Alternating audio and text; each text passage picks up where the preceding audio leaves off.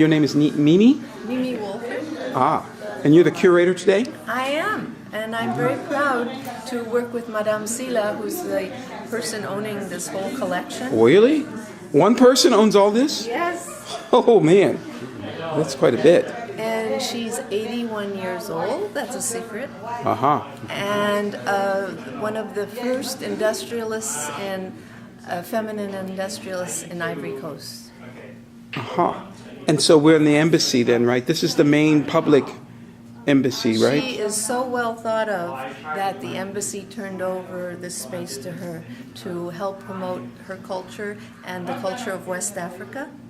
She brought this all over for this exposition, which will last until October 20th. The public is more than welcome, and it's from 10 in the morning to 6 in the evening every day. So just basically 10 more days or so. Yes. So you have to make some things happen, right? Yes, we do. Okay, great. We had the Prime Minister here this morning from Ivory Coast. So that was a very big event, and he really gave us his blessings and said what a wonderful job Madame was doing to help her country through culture. So what do Americans need to know about Côte d'Ivoire? Because we think of Côte d'Ivoire as being a wealthy country.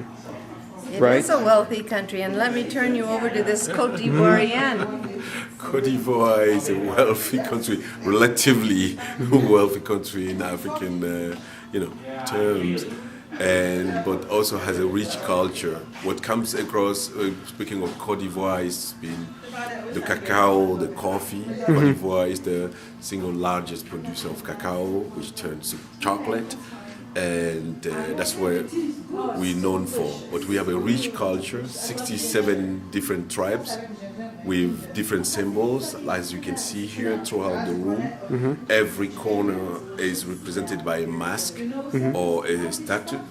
So, is there an order to the way the statues are set up here, or is it particular artists in groups, or how is it? I'll turn you to the curator. So you know that. You would know that. But you're teaching today, by the way, so it looks like you're providing some information. What is that about? The information was, when asked to dwell in one area or other, because the room is full of symbols, traditions. So what those cultural, and then depending which question the visitors may have, I'm more than welcome. Okay. So how about the question about your clothing? Can you tell us about that a little bit? The clothing is a combination. The hat is a hat of the Hunters Society, and they will usually Hunters Society. Hunters Society. We usually call them the Dozo, and that's from the northern part of the Ivory Coast. It extends to Mali and all across West Africa. And what do they hunt? Well, animals or animals, but that was before. So now they don't go out anymore to hunt because we can buy them in the grocery store. Yeah, but somebody still has to get the animals, right? So absolutely, you still have but the food chain is mostly like here. Cultivating. Yes. So your farmers are hopefully not struggling like some of our farmers, then. No. It's kind of different. You don't need to have 100,000 hectares to be a farmer.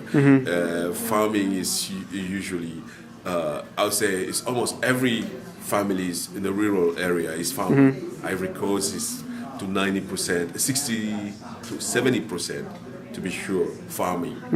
So I go to the farm and go to the university. My parents are farmers, even though they can have a second occupation. I see. Yes, it's mainly farmer. Okay. Everybody. But you have enough room for agricultural. For agriculture, unlike many others countries, every family owns its plot of land. So that makes you independent. You can complement that through other profession, but we still keep that. Okay. So could I get a hunter's hat like yours here? Yes, you could get a hunter's hat. We don't have 100 anymore. We do have couple. We have only 10. You sold a few of them. We sold a couple, a bunch of them. And what about yours? Is this now? This almost looks like mud cloth to me, but what is it? It is mud cloth, and it goes with that hat. It does go with it. Okay. Yeah. So mud cloth means that it's actually done with real mud, or Yes. so it's a permanent? Is it a water-based? It's a permanent dye. Mm-hmm. I would suggest washing it by hand because, you know, you have to be careful with it. But Yeah. it is a mud dye. Yeah. But mud just means to me is water-based, and then you couldn't really wash But it then, right? the earth is very rich with the minerals, Mm-hmm. and so it acts as a dye. Oh, I see. You've tried it, right? You've tried washing something before? Yes. I would just send it to the dry cleaner because I Well, would that not. would be the best. Yeah. Yes. Okay, so what you're wearing It's a Necklace? fire spitter creature. Mm-hmm. And there's a mask in the other room that is a fire spitter mask. okay, and that is a fire spitter? Mm-hmm. Is that an actual, meant to be an animal? Is it meant to be It's a a spirit. god or something? It's Yes. animal Spirit, spirit. exactly. It's an animal spirit, and they will emulate and then mimic that in dancing. You can get some videos of actual performances online. You have plenty of those, don't you? Yes, sir. If people want to see that, how can they get online and get Online, they access to can that? go online and on YouTube and probably click the Poro dance, Poro dance, or Wambele dance, which is Wamble. Yeah, Bele. So do you Wambele. maintain that group of videos? Or someone has a channel or something like that? Well, it's just available. It's, Okay. just available if you. Not necessarily through you, but Not okay, necessarily to okay, us, no. okay. So people do want to part come of by the this week because you have 10 days or more left of Right. this. Then they can get in touch with you and set an appointment, or how? Definitely. Okay. Yes. We are open. And this is 2424 Massachusetts Avenue at the Cote d'Ivoire Embassy, or they can call 202-244-6094 and get more information. Great, thanks. And any of the information about the art that's available too, is that online or is that only if they That's visit? available here. These pieces are being sold to build schools back in Ivory Coast and also raise women, raise the standards for women. Okay, now, if I'm a bargain hunter, I would say, well, maybe I could get something like this on eBay. Is that? We looked on eBay. There wasn't much there. And this is such a wide variety and it's for such a good cause. And so you know what the authenticity is on these masks, though, right? Yes. You can document that. If someone wanted to bring a mask to you, maybe and have it analyzed Yes. for authenticity, could you help them with that? Certainly. Okay, because I'm sure that there's some knockoffs out there. Yeah. Right? Well, you know, this is 2014, so Yeah.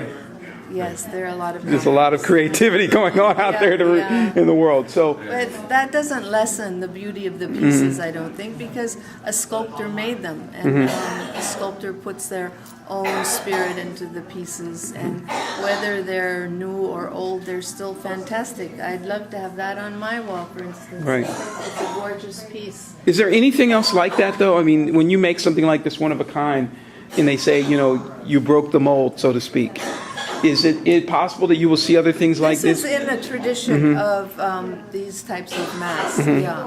But it's a particularly beautiful one with the colors, so. So you soft. couldn't order it something like that. If you saw something and you wanted to go directly to the source and have it made, could you do that or not? You could. Okay. Yes, you could, but getting it back here in one shape. Be very expensive, Piece, It would be very expensive. So that's the other thing is the shipping of bringing it over here and keeping it in good condition and all that. And traveling so far and finding the village and yeah.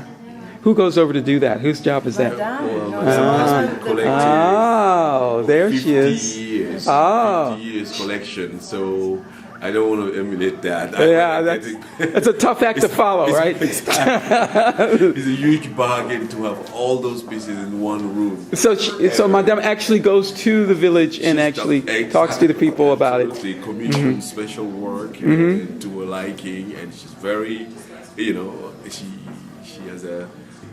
She has Fine good eye. As they say, keen eye for it, right? Knowing what you want, and you know what the prices that you're going to pay. You understand a budget. She understands budget. Absolutely. Uh-huh. And on the beauty, and she really wants to reward and encourage young artists all across Africa. And that's a mantra. So she loves it. She encourages them, and now she's showing it to the world. Well, merci beaucoup.